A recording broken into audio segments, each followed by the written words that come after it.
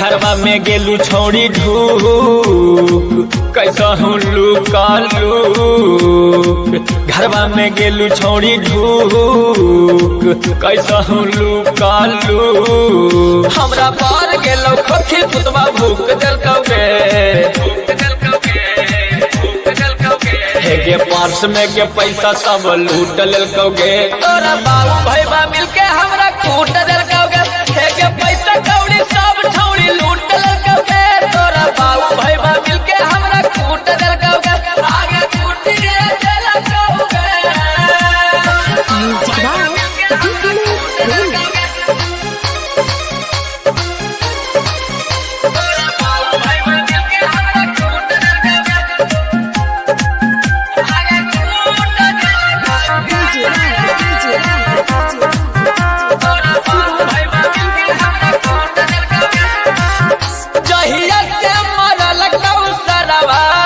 छौड़ी मोर शरीर के ओही दिन से चला ही दुनू टांग चीर के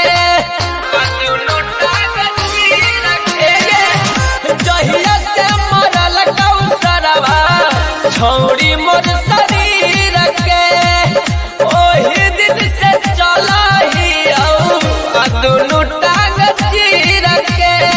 खाली हो गेलो बाबा मारी के कलकौ गाल ला। तोरा चलते तोरा भैया मार के भूख देलकौगे। एगे पार्स में के पैसा सब लूट लेलकौगे। तोरा बाबू भैया मिलके हमरा कूट देलकौगे। एगे पैसा कौड़ी सब छौड़ी लूट लेलकौगे। तोरा बाबू भैया मिलके हमरा कूट देलकौगे। आगे कूटी देलकौगे।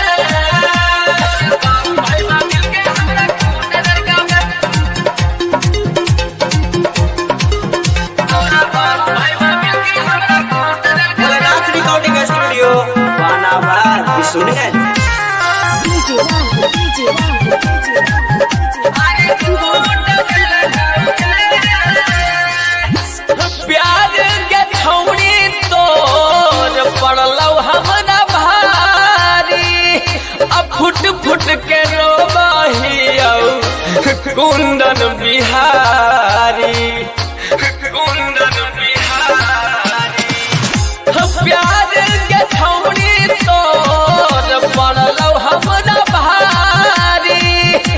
फुट फुट के रोबहियौ कुंदन बिहारी।